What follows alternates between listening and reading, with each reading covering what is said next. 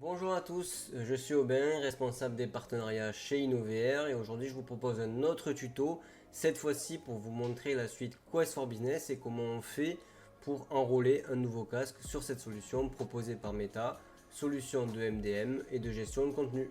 C'est parti. Alors Quest for Business, ça va être utile pour vous si vous gérez l'installation d'un parc de Quest dans votre organisation, dans votre structure, puisqu'il va vous permettre de mettre des paramétrages en amont et faire en sorte que chaque personne qui va mettre son casque la première fois, puisse être onboardée beaucoup plus facilement que faire du cas par cas. Donc pour vous montrer un petit peu, voici un peu à quoi ressemble l'architecture de Quest for Business. Vous avez donc votre espace admin dans lequel vous pouvez gérer tout un tas de choses. Ici on va s'attarder sur les choses simples, c'est-à-dire comment on enrôle un casque et comment on crée des profils. Alors qu'est-ce que j'appelle profil et pourquoi c'est intéressant? Ici dans appareil, si on va dans profil de l'appareil, on peut voir qu'on peut créer des profils. À quoi ça va servir? Tout simplement, soit je fais un mode individuel, soit je fais un mode partagé. Ici nous on va être intéressé par le mode partagé. Je vais créer un profil, par exemple le profil InnoVR. Hop là.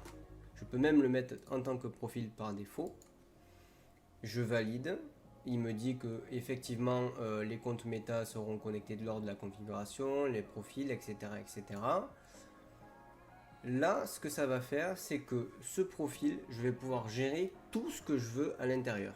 Quand je dis tout ce que je veux, c'est-à-dire, je peux gérer le nom, comment il gère l'appareil, je peux gérer quelles applications je mets à l'intérieur du casque et donc du profil, c'est-à-dire que si le profil c'est InnoVR et que j'enregistre 10 casques avec ce profil, il y aura toujours les mêmes applications. Je peux aussi gérer le réseau à l'avance, ce qui va être très bien pour les DSI pour pouvoir tout paramétrer à l'avance avant de livrer les casques, par exemple à des ingénieurs pédagogiques par exemple. Gérer les certificats et la sécurité. Et enfin, donc quand la sécurité ça va être est-ce qu'on donne des codes d'accès, est-ce qu'on n'en donne pas, à quels paramètres de sécurité et paramètres tout court je donne accès, etc. etc. Et enfin dans expérience de l'appareil, je vais pouvoir mettre une application unique. Donc si je veux qu'il n'y ait qu'une seule application qui tourne, je peux, tout simplement. Et enfin, je vais pouvoir paramétrer et personnaliser mon expérience en y mettant un logo de mon organisation. Donc là, si je détaille le profil que j'ai créé, c'est un profil donc InnoVR qui est en mode partagé. Pour l'instant, je n'y ai pas ajouté d'application, mais je peux très bien le faire sans problème.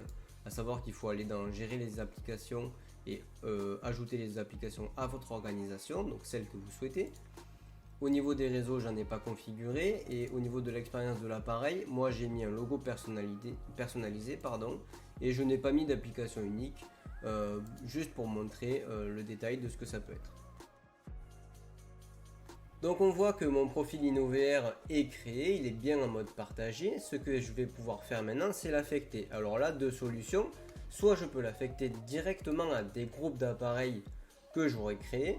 Un groupe d'appareils, ça va être par exemple, vous avez deux niveaux d'enseignement dans une structure de l'enseignement supérieur.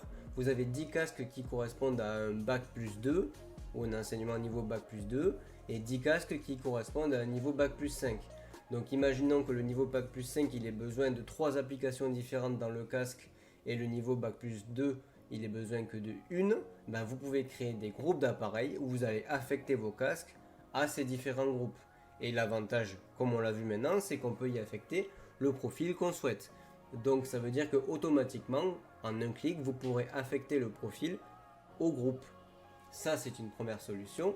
Et je peux aussi ajouter un nouvel appareil, donc enregistrer des appareils, et on va voir que ici, effectivement, je vais bien pouvoir sélectionner InnoVR comme profil par défaut.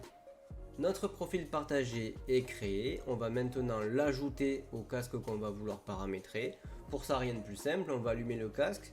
Ce qu'il va faire le casque, lui, c'est que la première fois, il va vous demander de vous connecter à une organisation et ensuite, il va vous proposer un code à 8 chiffres que vous allez rentrer ici.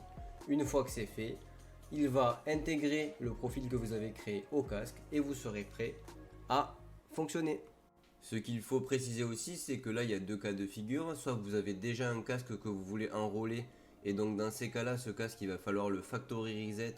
Donc c'est une manipulation très simple pour le rallumer et qu'il se réinstalle comme si c'était la première fois. Ça, c'est si vous avez déjà le casque avec vous dans l'organisation, par exemple. Et par contre, si vous achetez un casque pour la première fois, vous pourrez tout simplement suivre ces instructions-là, où il va vous demander très rapidement de vous connecter à une organisation. Donc voilà, j'ai terminé la configuration de mon Quest 2. On peut voir qu'il est actif, qu'il est paramétré avec la configuration InnoVR en mode partagé. En gros, il y a quelques étapes à suivre une fois qu'on a mis le code à 8 chiffres. Des détails qui sont liés à la sécurité, de l'environnement, etc. Mais au bout de 2 minutes montrant même, vous avez votre appareil qui est configuré et sur lequel vous pouvez aller voir différentes informations. Bon là ici je ne vais pas vous les montrer parce qu'elles sont directement liées à mon Quest 2, mais vous pouvez voir qu'il a été paramétré par InnoVR et qu'il est en mode partagé par défaut.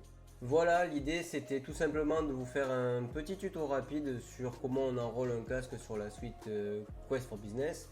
Bien sûr, je ne suis pas rentré dans les détails, mais vous avez vu qu'on peut aller très très loin dans la personnalisation et surtout qu'on peut vraiment faciliter le onboarding des casques, hein, tout simplement, que ce soit 2, 5, 20 casques, c'est tout à fait possible de faciliter les choses avec cette solution-là, vous l'avez vu, que ce soit dans la gestion des applications, des mises à jour, de la sécurité ou tout l'aspect réseau.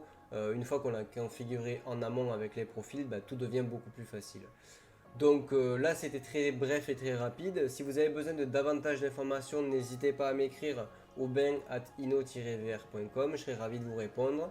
Et puis ben, à bientôt pour la suite dans des nouveaux tutos.